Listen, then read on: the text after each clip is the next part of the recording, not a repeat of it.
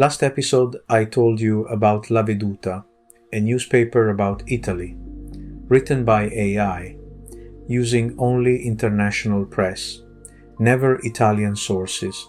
It worked because it was honest about the constraint. You knew exactly what you were getting, the outside world's view of Italy, with all the bias that comes with it. But La Veduta left something incomplete. It showed you what the world sees. It didn't show you what that seeing means. It didn't interpret the distortion or explain it. It just published the distorted view and let you figure out what it meant.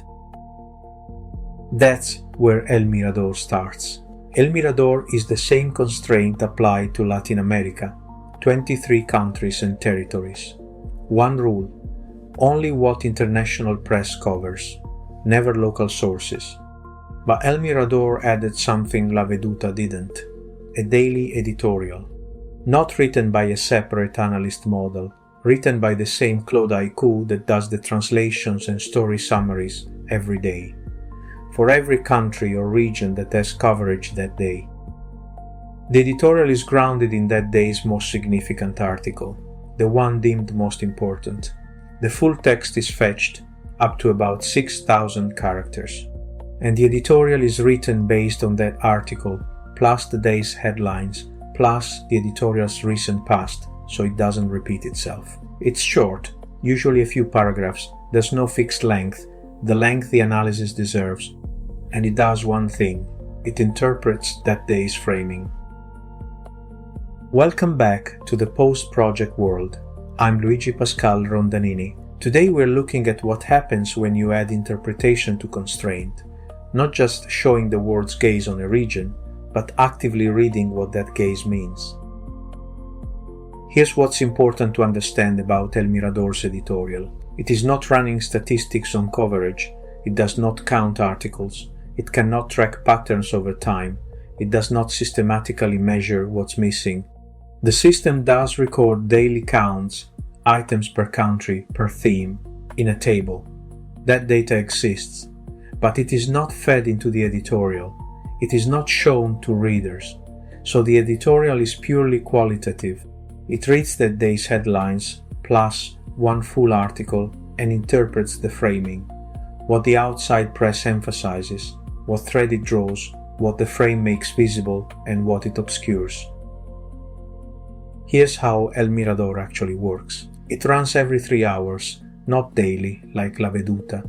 Each run does everything at once: ingest the international wires, tag new items, generate the editorials, snapshot the stats, purge news older than 24 hours. The coverage spreads across 23 desks.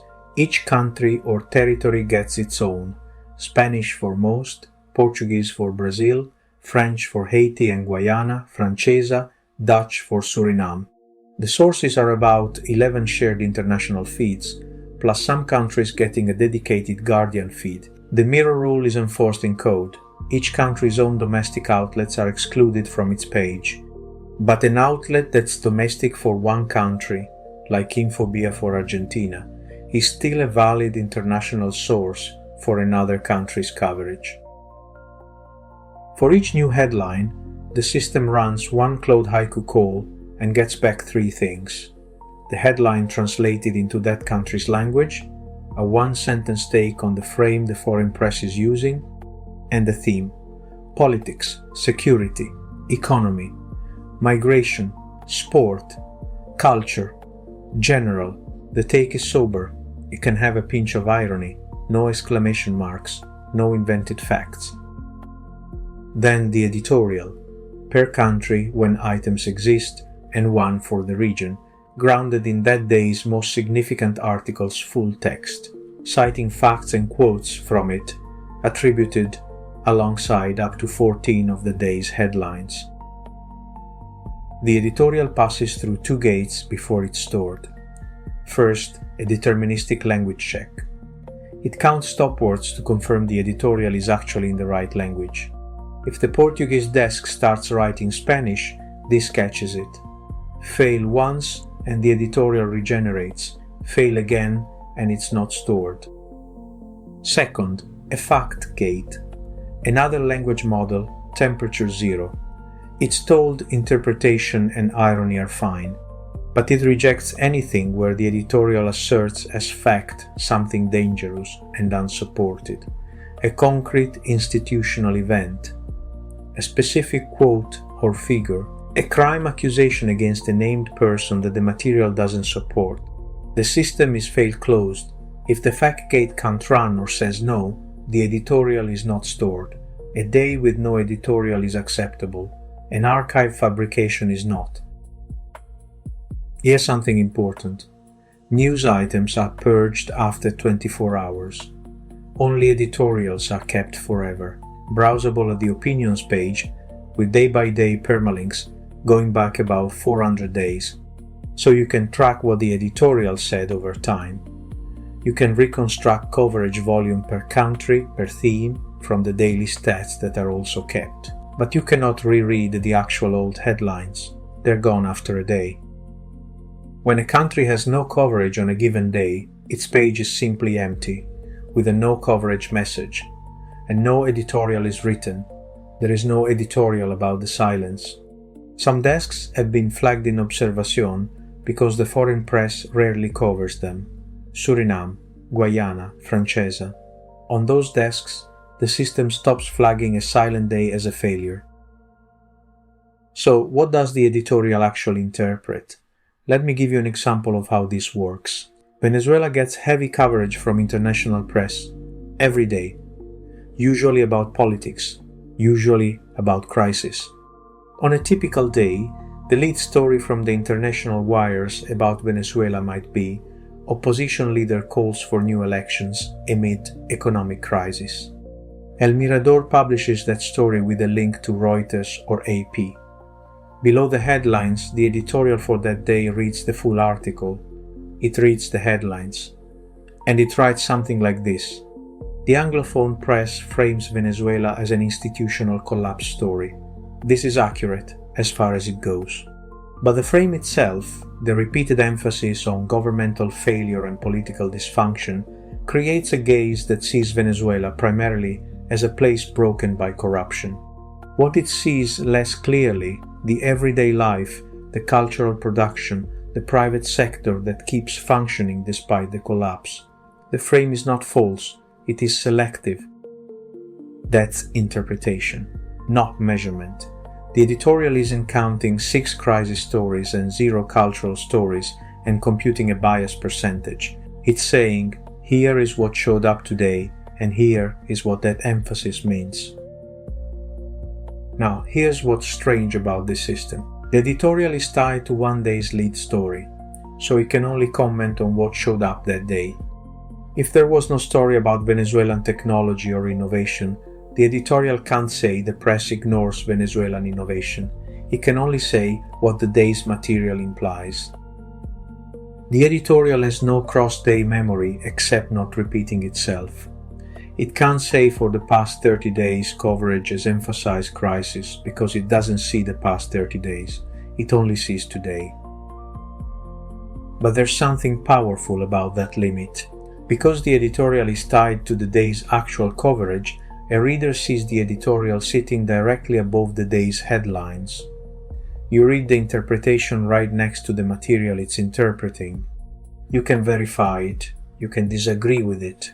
You can see whether the editorial's reading of the framing matches what you see in the story itself. La Veduta publishes the bias. El Mirador publishes the bias and then names the bias. It says, here is what showed up today.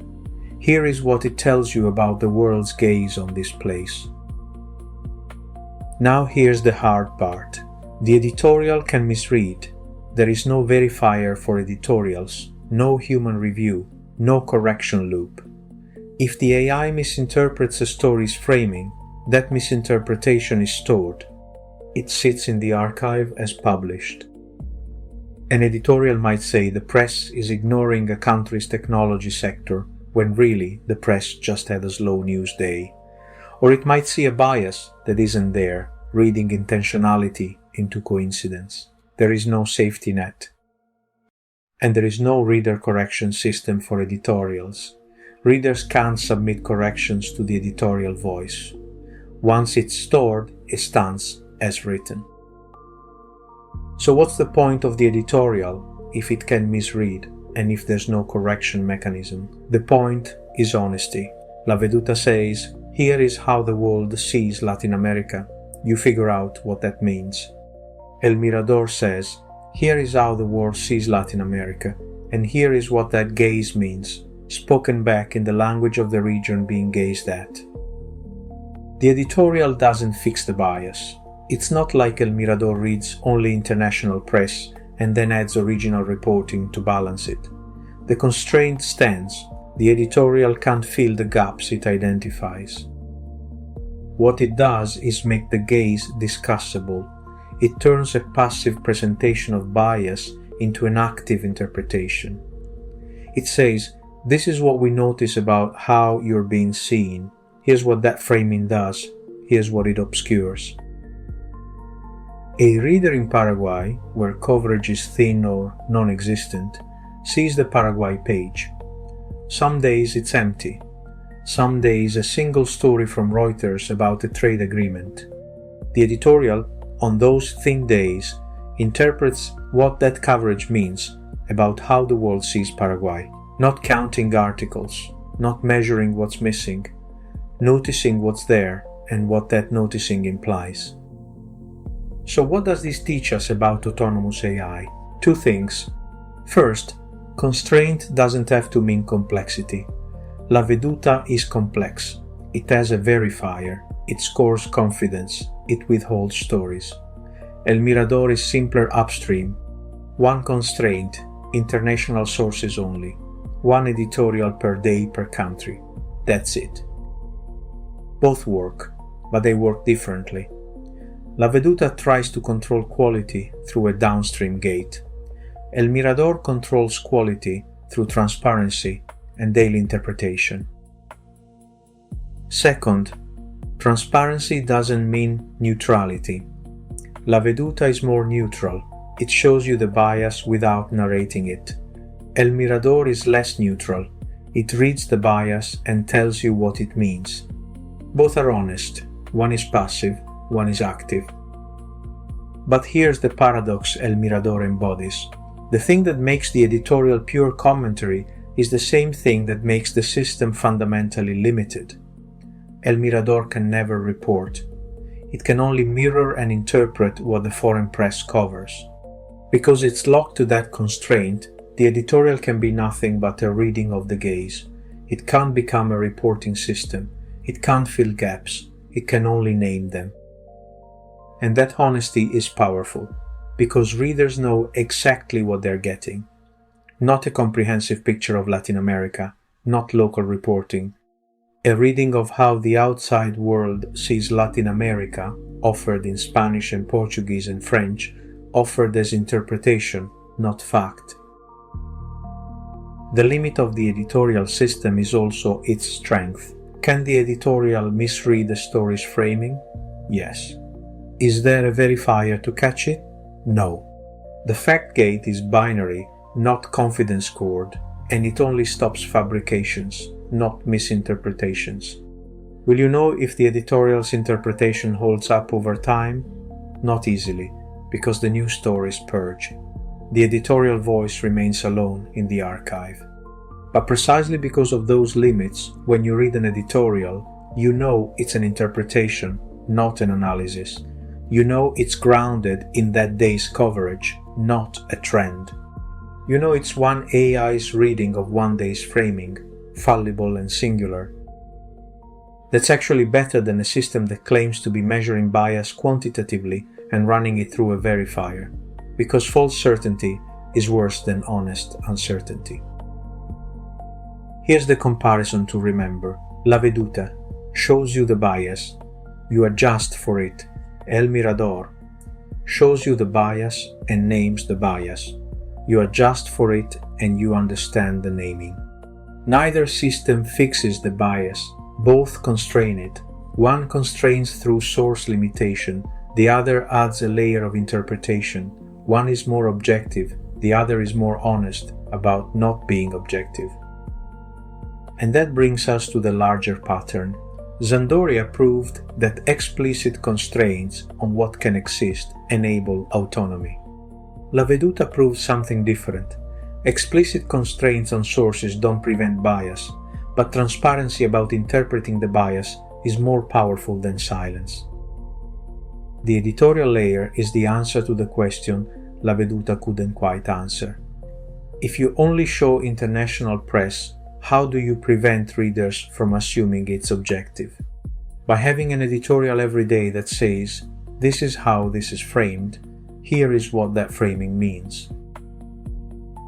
It can't be perfect, the editorial can misread, but it's honest, and honesty about interpretation beats false neutrality.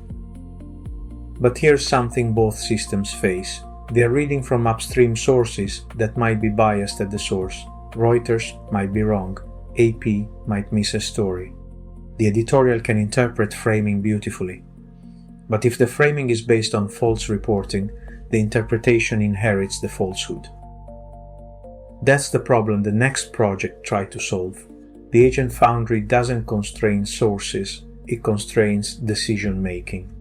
It asks, what if instead of worrying about what sources you use, you build a system where multiple AI agents argue with each other before anything gets published? Multi-stage skepticism instead of source constraint. A different bet on what makes autonomy reliable. We'll explore that next episode. I'm Luigi Pascal Rondanini. This has been the Post-Project World. We'll see you then.